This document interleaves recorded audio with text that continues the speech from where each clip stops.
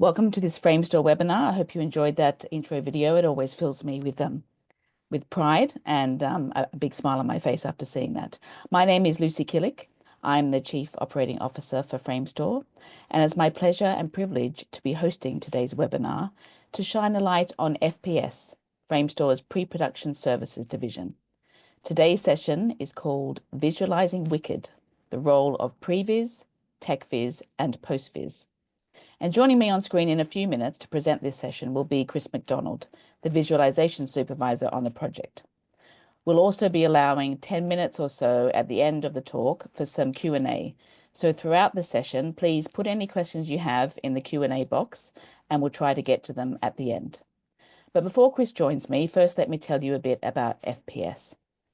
We're proudly celebrating the 5th birthday of Framestore Pre-Production Services, and I can honestly say that FPS is a truly one-of-a-kind visualization department, in the sense that FPS can function as a fully fledged independent visualization studio, providing a range of services from concept art to virtual production, through previs, techvis, and postvis, but they're also fully and seamlessly integrated into the wider Framestore visual effects ecosystem. So FPS shares technology, talent, and production resources with the departments within Framestore visual effects.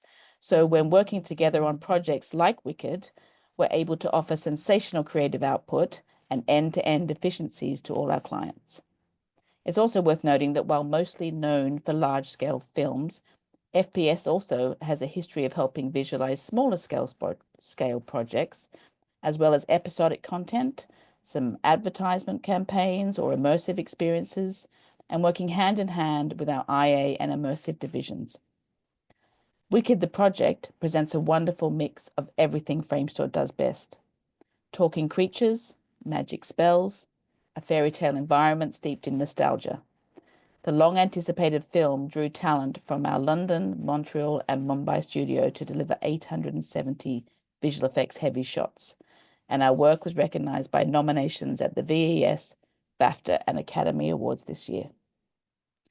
So without further ado, I will invite Chris to join me on the screen.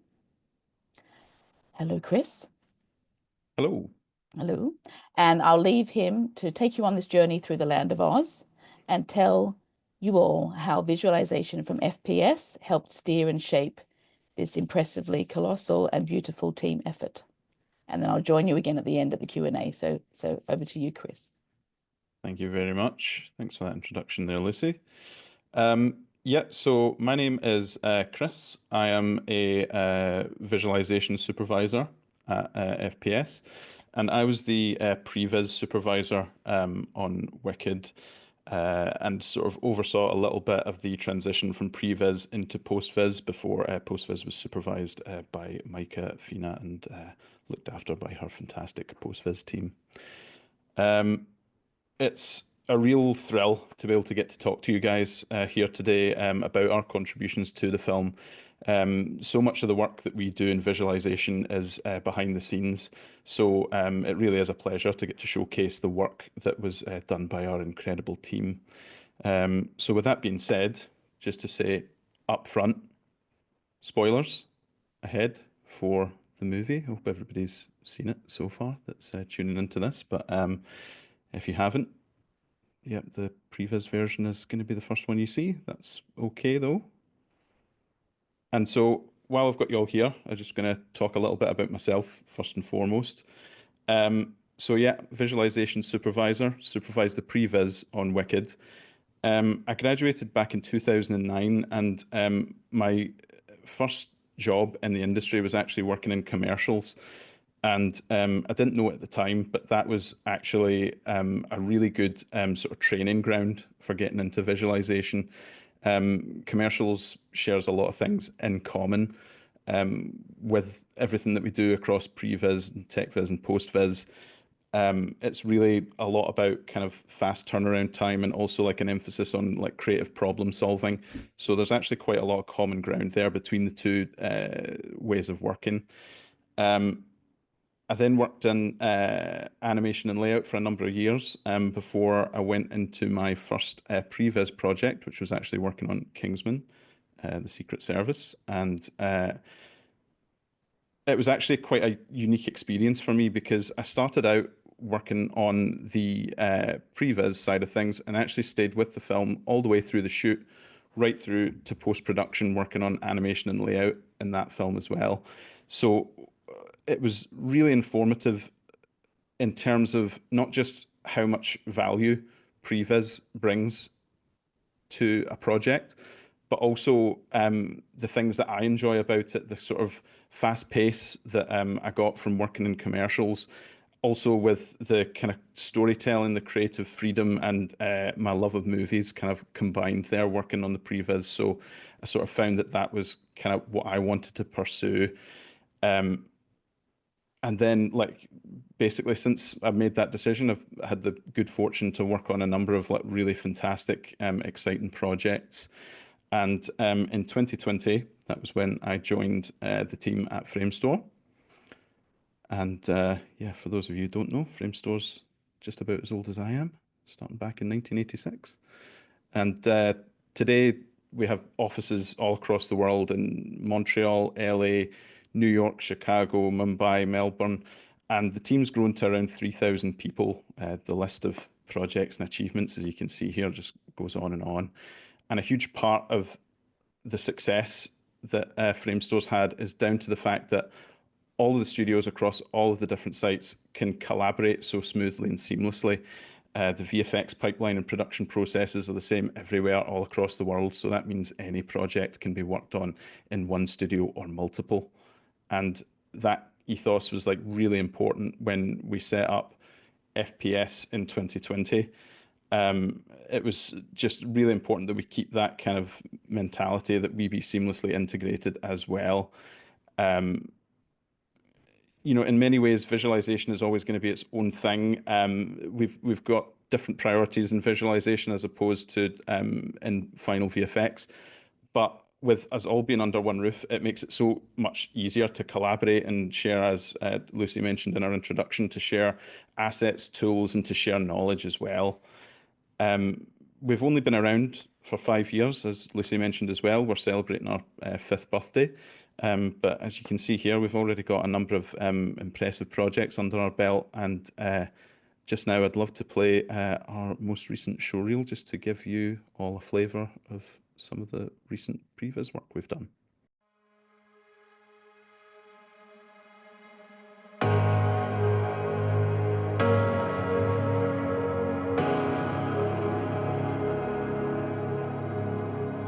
It's okay, friend. Don't let them scare you.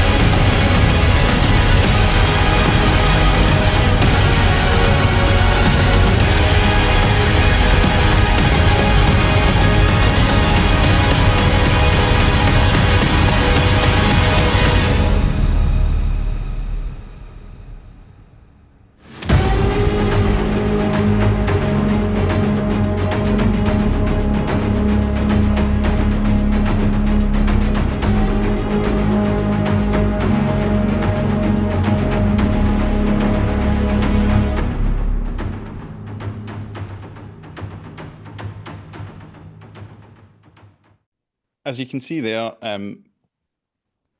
there's a wide variety of different types of projects that we work on, and each of those projects has its own unique challenges, and that's kind of part of what, for me at least, makes working in visualization so rewarding, is that you need to adapt to every project depending on its needs.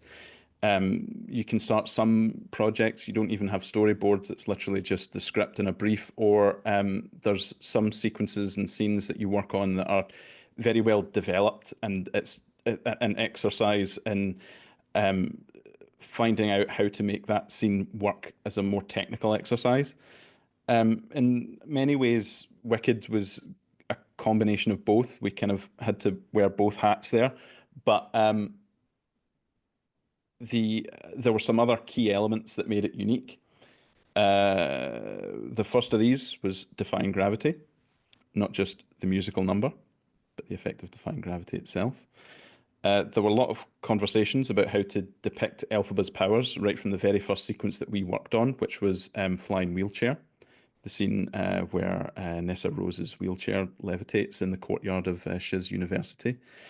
And that kind of prompted a lot of discussions about gravity itself and the feeling of the magic that we wanted to get across, that it should be sort of chaotic and organic and like a real tactile feel to all of the magic and the magical things that happen in the film.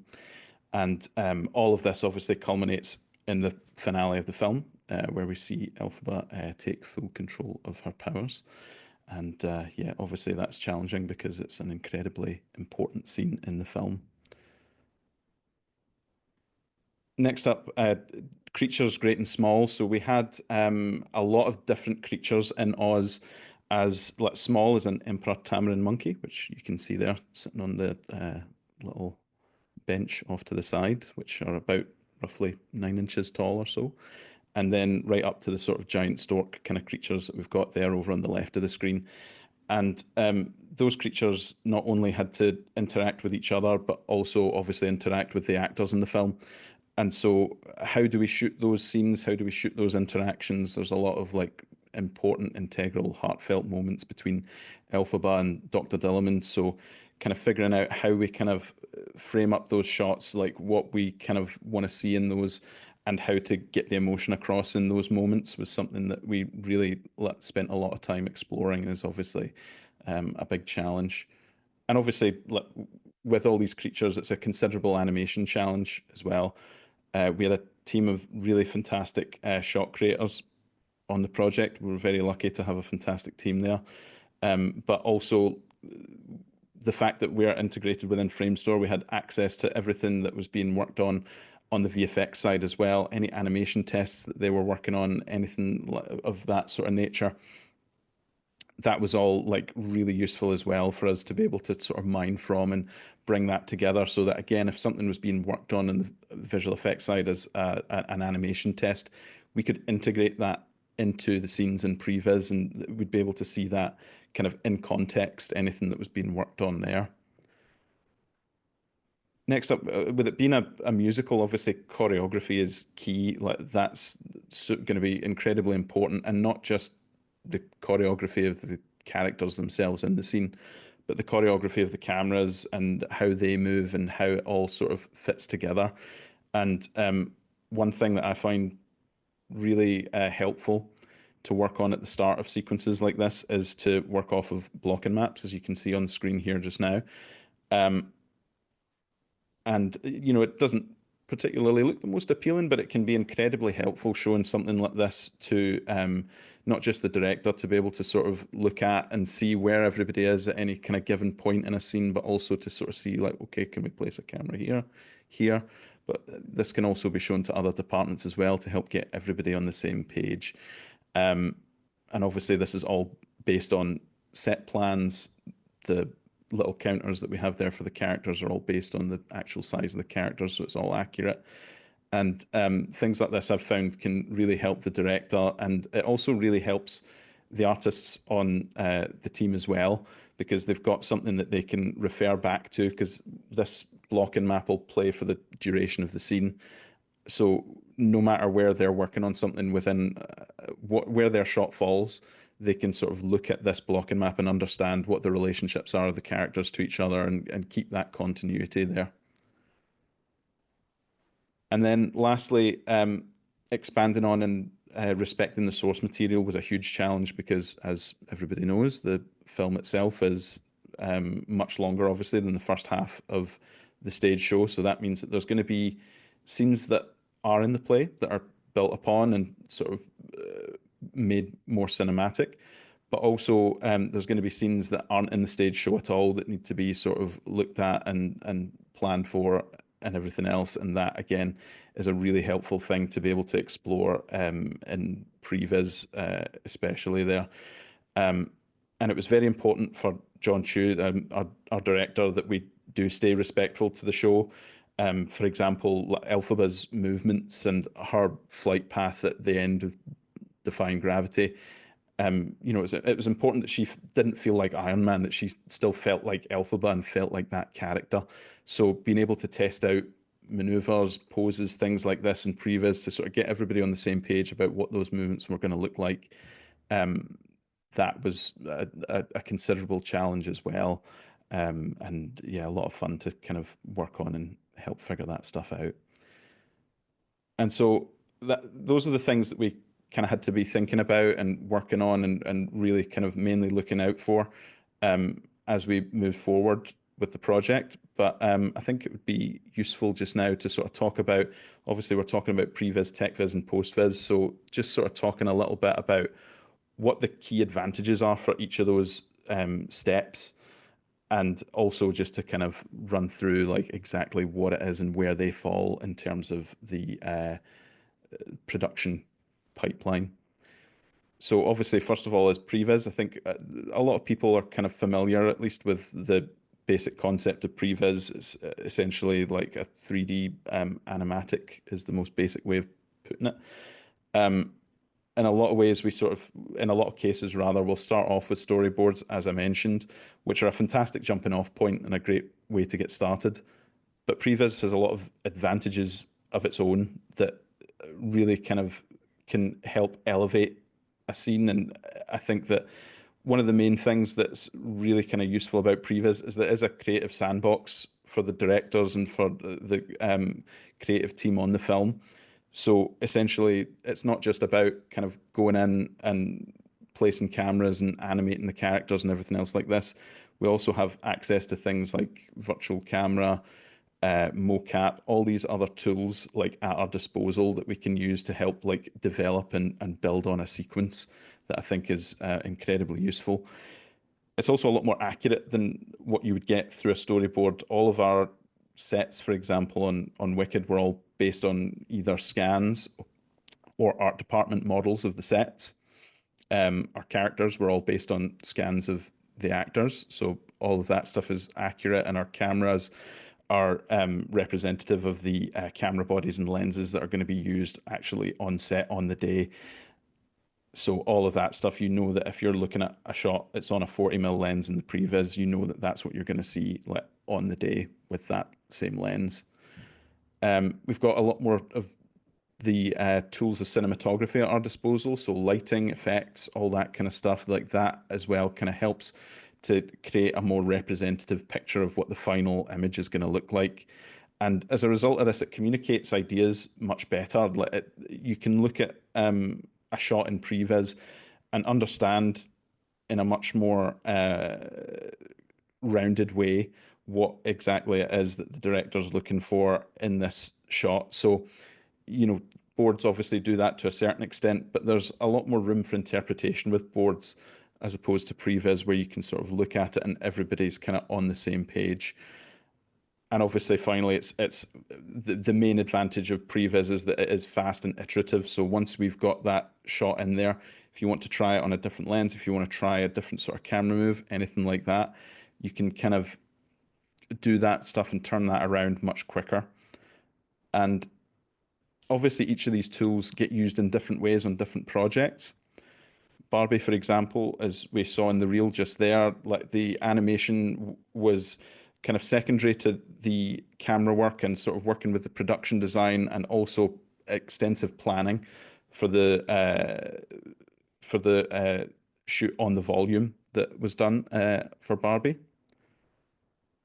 Low-key, we kind of integrated a lot more of this spaghettification effect, as it's called. That was used kind of extensively in the previs to sort of see how that effect kind of looks in motion, how it looks with the camera moves that they were planning to use and everything else along those lines. So it was incredibly important to integrate that heavily into the previs.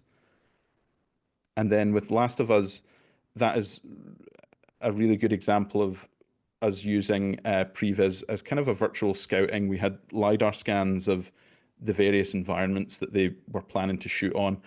And it was essentially just kind of us, the first pass, looking for, is this environment going to work? And then that kind of gives the team much more confidence when it comes time to shoot those scenes that, yeah, this is what we want. We know that we can get this shot in this environment, and helping to plan before they even get there or 100% decide that that's where we're going to shoot it. And then obviously that show was one of our real-time shows. So as you can see here with the lighting and the atmospherics and everything else like that, it just gives a much more representative feel of what the final image is going to be there. And that leads us on to techvis, which previs and techvis really do go hand in hand. If previs is the what, then techvis is the how. So at the techvis stage, it kind of starts to, as we go into production, it becomes more important for planning out the shoot. It's the point at which we kind of analyze the previs in detail and kind of check out, like, okay, is this going to actually work with the real world constraints that we're going to have on the day? So for example, like if we're shooting on a stage, how big is the stage? How much clearance do we have from the lighting equipment and everything else? What gear are we going to have on the day? Cranes, blue screens, green screens, any SFX that's going to be happening, anything else along those lines that we need to consider, anything from the stunt team. And planning with all those different departments is where this kind of takes effect. We'll sit down and kind of talk to whoever it is that we need to talk to that's going to be really heavily involved with the shoot on the day. So the stunt team, SFX team, DOP, everybody kind of that needs to be a stakeholder in those decisions. We'll plan that out with them and collaborate with them to get solutions that take the form of our techvis diagrams. This is an example of some techvis that was done for the shot where Galinda is arriving at Shiz University for the first time. And you can see here that essentially, like, a techvis just needs to be the blueprint for how this scene is going to be shot, or this shot is going to be achieved, rather. Essentially, what you should have after you've techvised something is a blueprint that somebody who has next to no context for the shot can look at this and understand, okay, this is how we're going to go about shooting this. So you can see here we've obviously got all the dimensions in terms of how far away the blue screens are, how many we'll need, what size they are, what height they need to be. And depending on the needs of the production, those will either be in the form of diagrams or as quick times to show the path of the camera. And even things like on this, you can see that it's been planned out where to place the base of the crane so that on the day when that move is being operated, it's moving along on as simple a path as possible. So stuff like that, these are all things that we really take into consideration when techvising a shot. And then finally, postvis, which previs and techvis are very intertwined. Postvis is kind of its own thing in a lot of ways, and it's an incredibly important step. It's most basic, you could say that postvis is essentially placeholder visual effects. Its main basically, its main goal is to act as an editorial guide so that when these scenes are being put together, you're not looking at something that's going to sort of jar or pull you out of the scene. It's, again, representative of what the final shot is going to be. And at that stage, we can also integrate VizDev elements, so any effects or anything specific that we want to kind of bring into the final shot. we can start kind of experimenting in postvis to show what that's going to look like again in context. We can also make camera tweaks as well, like that sort of, if we want to punch in a little bit or change the camera in some way, add any pans or any movement that we feel like kind of wasn't quite captured on the day, that can come into play at this time as well. And timing tweaks also, so that all of these things help to build the edit and help us to understand the edit. And you can see here, there's a few examples that we've got here from various scenes in the film. We've got this shot here, which is from the very sad scene where Dr. Dillamond discovers the graffiti on the classroom board. And essentially, like from a postvis standpoint, this is kind of all about just adding in the effect of the projector, which you can see obviously isn't there on the plate in the top right. Adding in Dr. Dillamond. So this was before any final decisions were made on his costume. So he's just our base Dr. Dillamond there.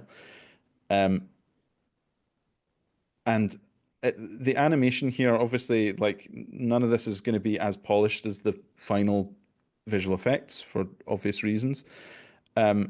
But what we're really interested in getting across is the essence of the shot. Like, how do we communicate what this shot is about, and how do we do that in the most efficient way possible? A lot of people, when they start out in visualization, if they're coming especially from an animation background, the pace of work is obviously very different across like previs and postvis especially. And a lot of people will ask, okay, how do I get faster? How do I kind of increase the amount of work that I'm able to get through? And it's not really about that necessarily. It's the thing that I kind of liken it to a little bit is life drawing as an example. If you're life drawing and you have a 30-minute pose, you're going to approach that drawing from a very different point of view as if you know that you only have 5 minutes for the pose, or 2 minutes even. It's not about condensing that 30-minute drawing into that 5 or 2 minutes. It's about doing the best that you can within that amount of time that you've got.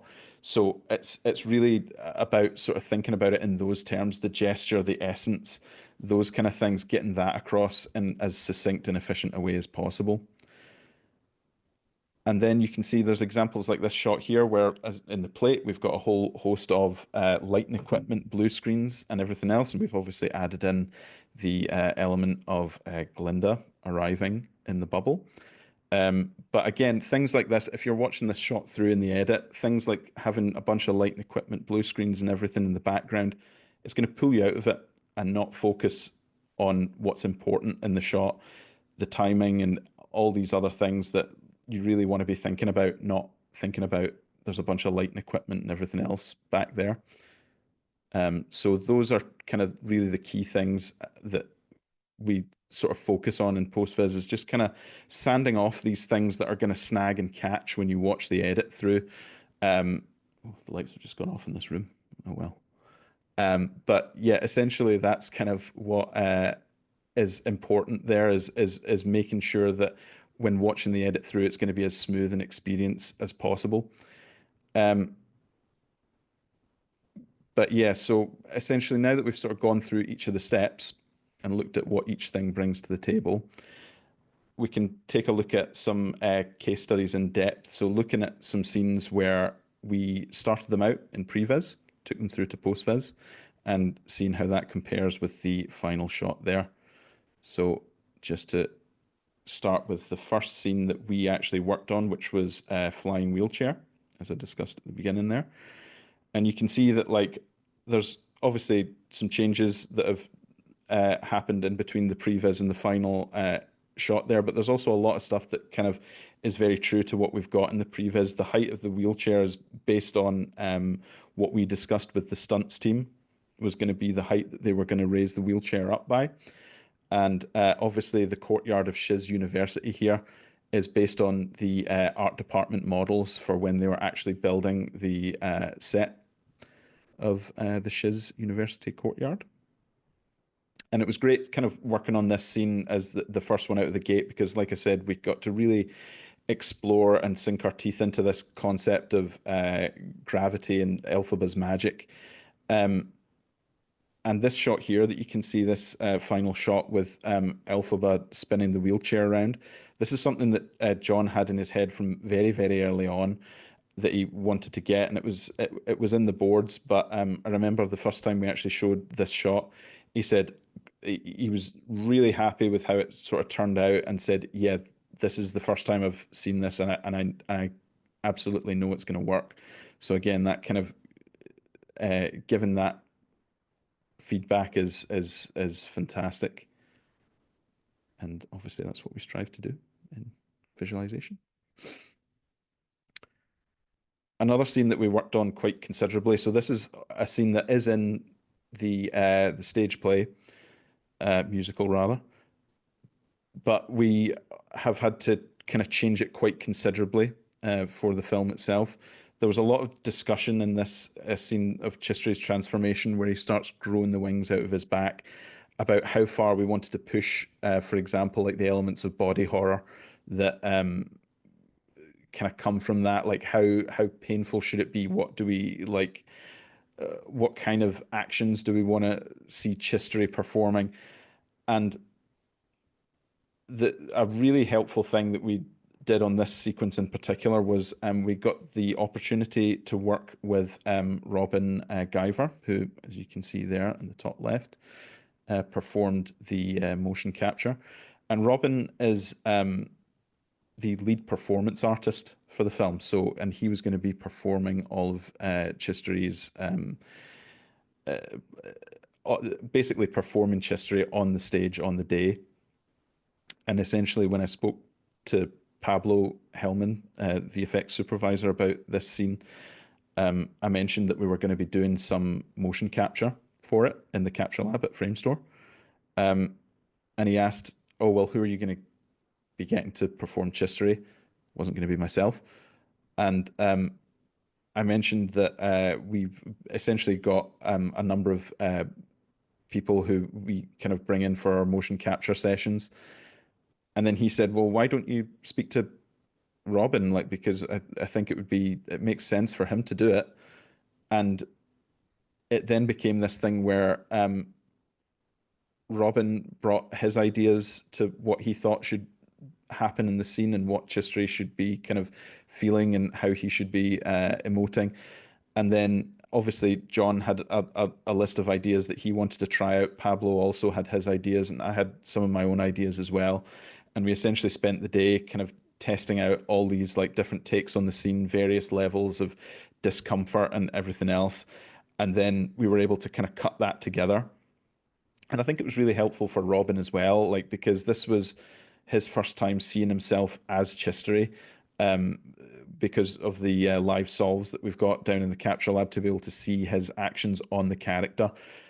I think it was really useful as a kind of essentially a rehearsal to get him into that mindset and get him really thinking about the scene. It's a very important scene for the character. So I think that having that opportunity was really useful for him. And you can see there that that's the motion capture that we used as the basis for this shot here, when the wing bursts out of Chistery's back. And obviously as well, this is using an earlier concept for Chistery that then kind of went on and developed into the armor look that you see in the final shot in the bottom right there. And kind of in the same vein, the Emerald Palace chase, this is a scene that isn't in the musical, but we spent a lot of time developing this scene as well, like exactly kind of how the shots that we wanted to use and kind of working this up to get what Jon wanted out of the scene. And again, using the motion capture from Robin, as you can see, throwing himself around there for these actions of the monkeys landing on this hallway here. And another thing I think that's good to point out here is that you can see in the background there that a lot of these buildings are very kind of simplified versions of the buildings that would go on to be in the final film, and that is because at the stage at which we were working on this scene, especially, the actual final look of Oz itself wasn't fully nailed down. So again, for us, it's not about, like in Previs, it's not about those details. It's about the shape of the buildings, the layout, how it works with this section of the hallway, which again, it was only one sort of section there that was going to be built on the set, but we kind of worked with within the parameters of how far Elphaba would be able to run in one take based on those set plans there. And this is just to show our setup that we've got in the capture lab there on the day. Like, we've got these quad views. So again, Robin was able to look at the monitors, see himself in real time with the live solve, acting out specific actions. Obviously, it's not going to be as polished as the final solve there, but I think even seeing it in that form was really helpful and informed his performance quite considerably. And then Something Bad was a scene that we worked on a lot. We really sort of tried to kind of test out a bunch of different ideas for this scene. It actually started out with some techvis, essentially, showing the different heights and sizes and scales of the animals that were going to be in the scene. So you can see we've got everything here laid out, and this was used to help build the stuffies and the stand-ins that were going to be again put on the set on the day to line up the shots and to make sure that we've got everything to scale. And these models were all based on the VFX models as well. It's important to say that, like, everything is as up to date as we can make it to make sure that it's as accurate as possible. And then once we've got that, because this scene, there's a lot of characters, there's a lot of moving parts, we then would go in and essentially work up the blocking maps that we talked about earlier. So you can see here, this is basically going to run the length of the scene with the temp audio playing underneath it to kind of make sure that everything's happening at the right time. And yeah, again, this is just really useful it was really useful for Jon to look at this, and even if we kind of make changes as we go along to the placements, just to be able to have this and to be able to kind of place the cameras and everything along like alongside this was super useful. Like, it meant that we could be looking at a shot and he could consult the blocking map, ask, okay, where is the camera for this moment? We could sort of show him on the blocking map, and then he could say, okay, let's try it over here, let's try this, let's try that. And yeah, it was just incredibly useful, I think, for both himself and Jonathan Faulkner as well, VFX supervisor from Framestore. Like, that was, I think, incredibly useful for everybody just when we started developing this scene. And then we obviously move into the previs. We kind of tried, like I say, to shoot this from a number of different ways. Initially, we kind of explored shooting everything from Elphaba's point of view. So this is obviously, she's observing this meeting, this clandestine meeting that's happening out in Dr. Dillamond's home. So we thought that we could try everything from the point of view of looking through the window in the door, going round, looking through the hatches on the side of the house. And that's something that we spent a fair bit of time on seeing how that would work and what that would end up looking like. And it ended up that the information that we're trying to convey in this scene was more important than that idea necessarily. So what we ended up doing was, over the course of the development of this scene, bringing the camera more inside the house, especially for those moments where the shadow puppets play across the wall that happens towards the end of the scene. It was just much more important for us to be inside the house at that point. But some of those point of view shots stayed all the way through. As you can see, we've got this one here that then moves into postvis. We've got the various creatures laid out here. It's changed somewhat. If you flip between the two, there's a little bit of movement between some of the blocking for the characters. But the key idea is there. And then once we've got this postvis, it's kind of, you could think about it almost essentially as like a first pass layout almost for taking it into the animation stage. As I mentioned, we kind of came inside the house a lot more as the scene developed. So being able to see what the relationship is between, for example, Dr. Dillamond and our Emperor Tamarin monkey here was very important due to the size discrepancy. And then that carries through into the post-vis, that same sort of camera height, that same relationship being maintained. And then into the final shot there. Again, like, it's not just about the relationship with the animals with each other, it's also about the relationship between Elphaba and Dr. Dillamond. There's this very tender moment at the end of the scene where Elphaba starts to kind of see the effects of Dr. Dillamond losing the power of speech and helping him on with the glasses. And a shot like this, you can see that relationship stays very similar to what we end up shooting on the day. And then again, placing Dr. Dillamond in the scene there and taking that through into the final shot. And so the last scene that I want to talk about in detail is Defying Gravity. As we said, this is like probably the most important scene in the film in terms of story-wise. And so there was really a lot of time and a lot of work put into this scene, obviously for obvious reasons. And it all started out with our collaboration with the stunts department. So these stills here are all taken from the behind the scenes where you can see Cynthia Erivo practicing the movements on the various rigs that she was going to be in for her performance at the end. So we have this tuning fork rig on the top left there, and then what was called this halo rig that was essentially the kind of main way to capture that flying movement that we had from the majority of the sequence.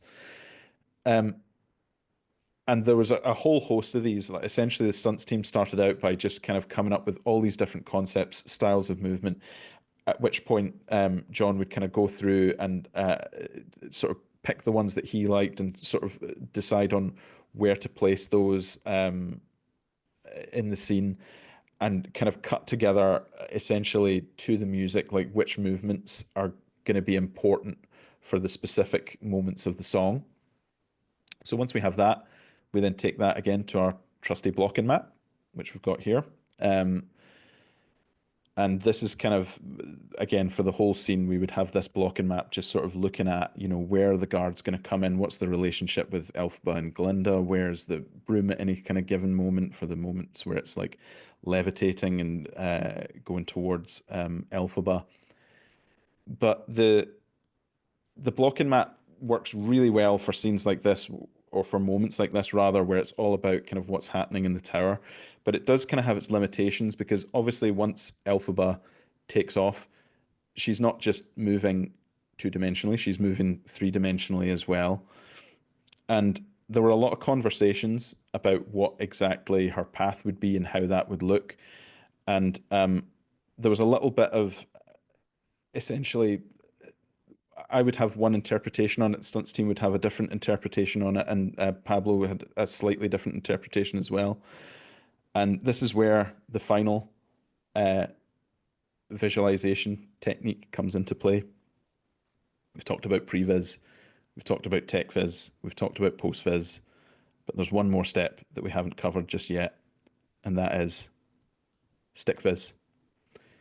And this came about because, yeah, we were sitting, we couldn't quite sort of like agree 100% on what the path and her route was going to be once she was out flying around the tower.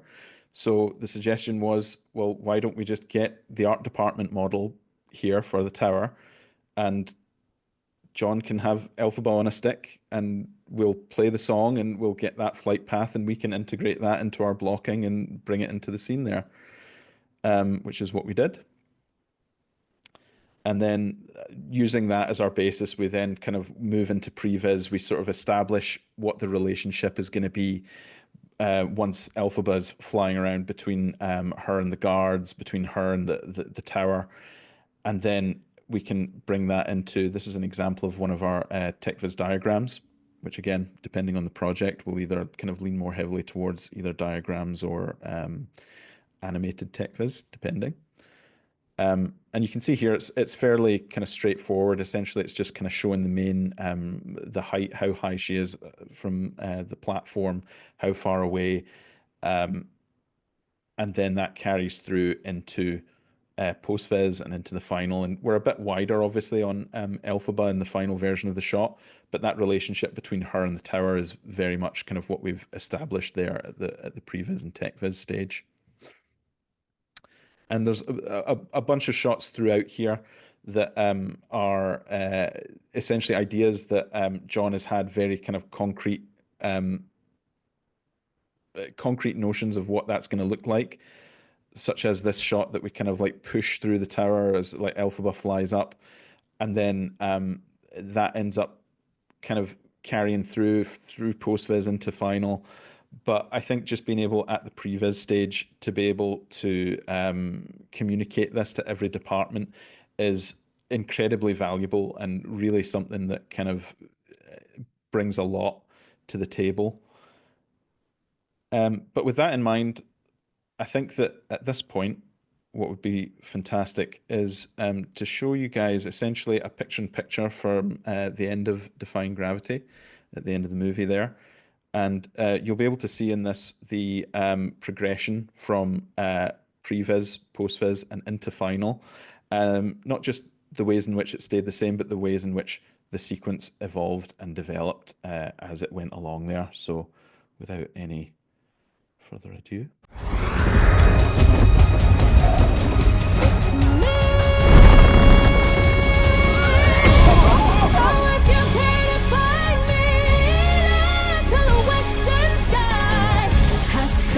Told me lately, everyone deserves a chance to fly. And if I'm flying solo, at least I'm flying free. To those who ground me, take a message back from me. Tell them how I'm defying gravity. I'm a flying high, defying gravity, and soon I'll match them in renown.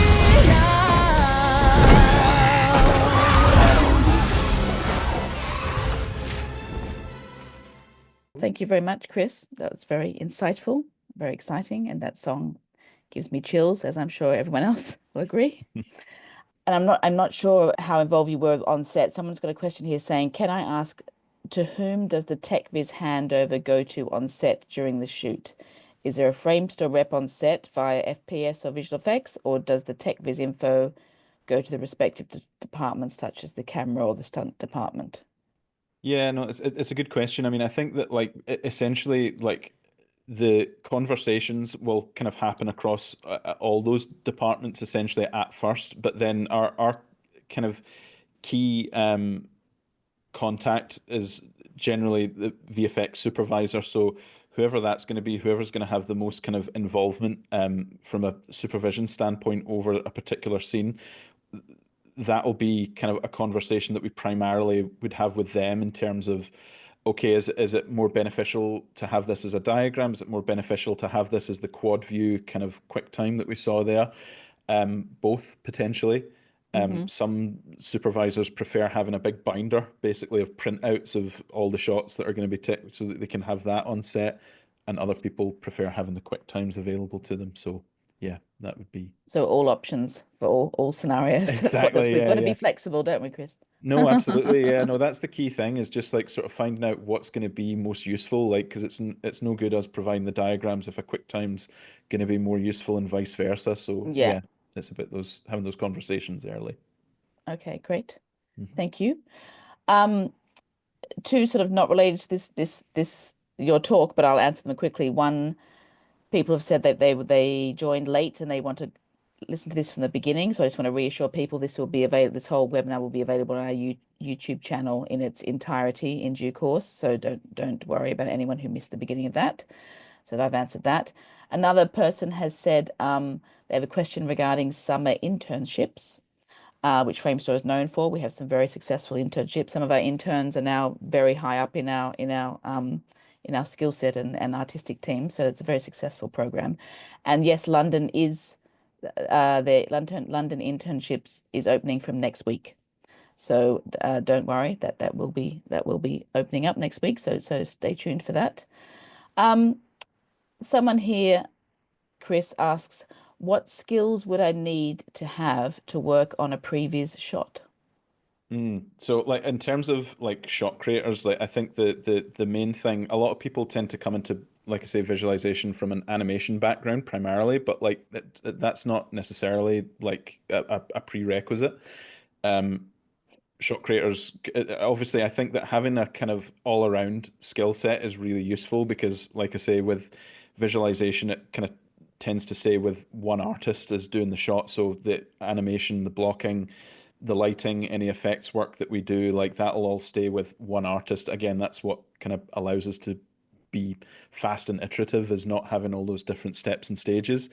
So I think like just being like a really solid all-rounder, and obviously like having a really great understanding of cinematography, framing, and kind of being able to look at not just the shot in on its own, but also kind of the wider context and understanding the decision making that goes into what we kind of do in a particular shot in the wider context of the scene and all that. And understanding cameras and lensing is also really important, isn't it? 100%. Yes. All that stuff is like super important as well. But I think that, like I say, it's really having that all round, I think, approach and kind of skill set is super valuable. What are some of the tools you use for doing previs and techvis, and are there any strengths or weaknesses in some of the tools you use? So for previs, primarily it's Maya for all of the 3D side of things, and then previs we use After Effects for compositing. On postvis, that's a bit closer to the VFX pipeline, so we would use Maya still, but then Nuke for all our compositing on that side.